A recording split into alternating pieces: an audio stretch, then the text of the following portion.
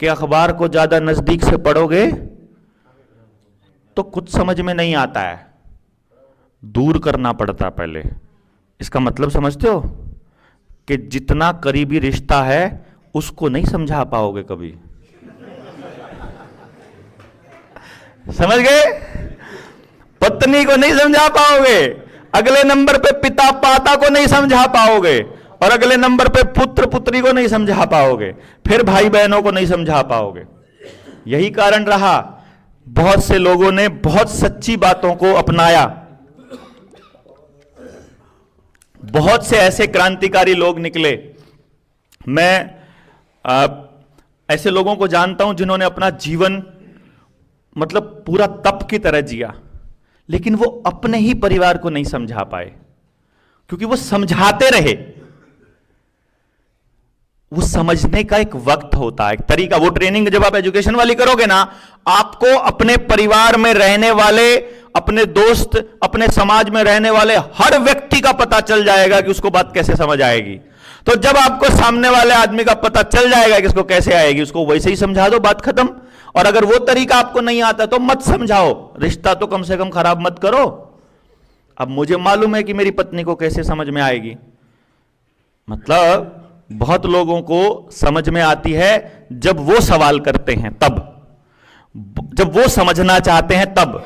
बहुत लोग ऐसे होते हैं, अभी देखो क्लास में मास्टर जी पढ़ाते हैं, क्लास में मास्टर जी पढ़ाते पढ़ाते 3-4 को तो समझ में आ जाती है टक से, 3-4 को आती है रिवीजन में, 3-4 को आती है फिर मतलब तीसरी चौथी पांचवी बार में। और कुछ तो ऐसे होते हैं मरे बटे, वो तो ये कहते हैं भाई बात ठीक है, तू बता दियो करना क्या है, बस समझ में नहीं आता अपने को कुछ भी, तो उनको समझ में नहीं आता है कुछ भी। और जिनको समझ में नहीं, तो क्यों नहीं आता? क्योंकि आप उनकी आंख में आंख डालकर समझा रहे होते हो, और वो ये मानने को तैयार नहीं होता कि मैं इतना पागल थोड़ी हूं कि मेरे को बात समझ नहीं थी। वो सुनेगा ही नहीं, वो समझेगा ही नहीं। तो वो उसको समझाने का क्या तरीका है कि उसको मत समझाओ, जब वो पीछे बैठा हो तो इनको समझा लो। वो पीछे बैठा सुनता रहे, उसको धीरे धीरे आएगी समझ, उसको 30-40 बार की रिवीजन से आएगी। अब मैं पागल थोड़ी हूं, सेम भाषण, सेम स्पीच, घंटे की 2 घंटे की बोलता हूं, सेम स्पीच अपलोड करता रहता हूं, वही करता रहता हूं। मेरे को पता है कुछ लोग तो ऐसे हैं जो नशेड़ी हैं, मेरी वीडियो का नशा है उनको, लगा के कहते मैं तो लगा के ही सोता हूं। कईयों को तो नींद ही लगा के आती है, कई कहते मैं तो ड्राइविंग करते करते सुनता हूं। उनको समझ में एक बात आ जाएगी, एक हिस्सा कल आएगा, एक हिस्सा आगे आएगा, और एक हिस्सा लंबे समय में आएगी। तो मैंने पत्नी को समझाना था, मैंने उसके साथ चाल खेली।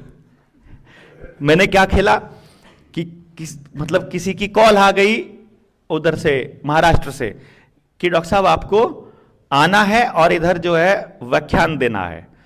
तो मैंने पत्नी को बोला, मैं कहा महाराष्ट्र घूमने चलना है क्या? बोली चलो।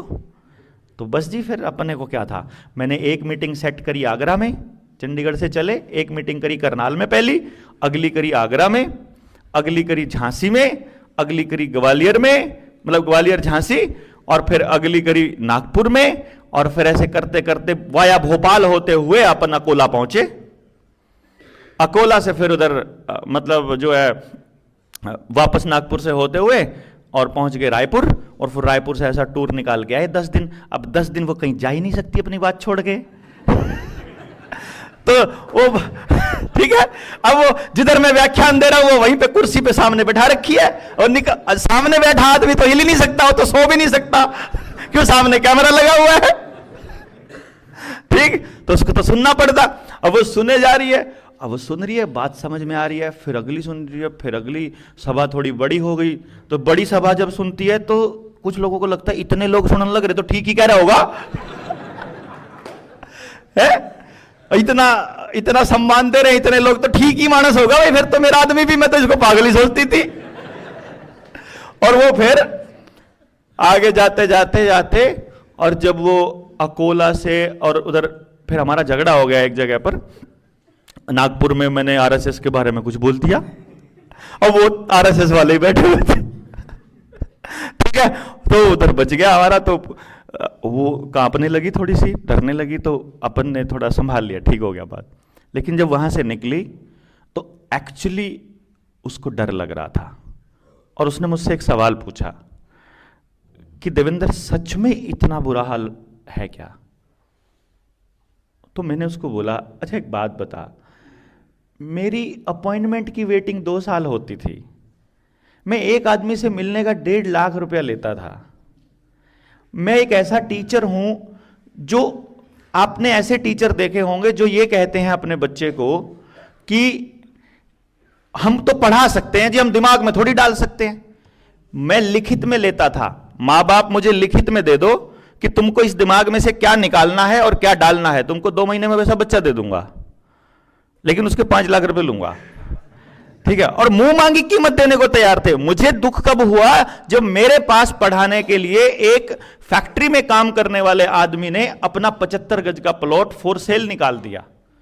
तब मुझे यह लगा, यार ये मां बाप जो गरीब आदमी है वो तो मेरे पास बच्चा नहीं पढ़ा सकता अपना, और मैं किस किस को पढ़ाऊंगा, देश में तो पढ़ाई का तो पूरा सिस्टम खराब है। तो मुझे यह लगा कि मुझे अब अपनी कॉपी क्रिएट करने पड़ेंगे, ताकि आप अपने गांव में 10-20 बलारा वाली एजुकेशन वाला पूरा सिस्टम समझ लो, वो अपने गांव में, वो अपने गांव में, तब जाके गांव सुधरेगा। और गांव नहीं सुधरा तो देश बर्बाद हो जाएगा, गांव बचेगा तो देश बचेगा। तब मैं निकला उधर से। तो मैंने उसको बोला, पत्नी को, कि देखो मैं जो जीवन जी रहा था तुम्हें तो मालूम ही है, मैंने परमात्मा से प्रॉमिस किया हुआ था कि मैं कभी भी अपनी विद्या से अपनी जरूरत से ज्यादा धन नहीं कमाऊंगा। आज भी 8-9 साल हो गए हैं, 10 साल होने को हैं। 2014 के बाद मैंने बैंकिंग नहीं करी है। कोई दुनिया का एक आदमी, मैं ऑन रिकॉर्ड बोलता हूं, वीडियोस डालता रहता हूं, हजारों संख्याओं में से कोई तो एक आदमी कमेंट में लिख देता कि मैंने तेरे खाते में इतना पैसा जमा कराया था, है ना। मैंने 10 साल से बैंकिंग नहीं करी है, किसी से मैं पैसा अकाउंट में जमा करने को नहीं बोलता हूं। मेरा जितना काम होता है, मुझे जितनी जरूरत होती है, मैं पहले अपनी जरूरत पूरी करता हूं, जितना कर्जा होता है फिर उतना काम करता हूं, कर्जा उतार देता हूं। मैं आज अगर दुनिया से विदा हो जाऊं, मेरे घर वालों के पास अगले महीने का खर्चा देने के लिए नहीं है। मैं इतना ऐसा जीवन जी रहा हूं पिछले 10 साल से। तो मैंने उसको बोला, और उससे पहले मैं 4 दिन काम करता था। 4 दिन काम करो, 4 दिन में 6 लाख रुपया हो गया।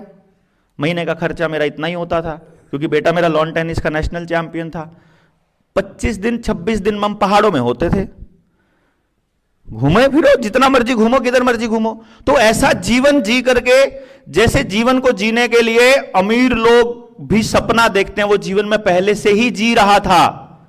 मेरी इलेक्शन मैनेजमेंट कंपनी थी, यहां 6 मुख्यमंत्री ऐसे हैं जो या इस टाइम दौड़ में है या बने हुए हैं, जो मेरे से पूछ करके भाषण देते थे और हम सलाह देने का पैसा लेते थे। तो हम जो चाहें उनसे काम करवा लेते अपना। ऐसे जीवन को छोड़कर अगर कोई आदमी दर दर भटक रहा है भगवान, तब मैंने अपनी पत्नी को बताया कि अगर वो कोई दौड़ रहा है तो सच में ही इतना बुरा हाल होगा।